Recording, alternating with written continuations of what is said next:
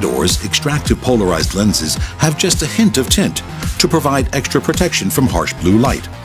Behind the windshield of a car, they partially darken to improve driver's visibility. Outdoors, extractive dyes darken according to the light intensity, and variable polarization photochromics start eliminating portion of blinding glare. Variable polarization reaches a maximum in the brightest light, when the lens is at its darkest state and begins to absorb up to 90% of blinding glare.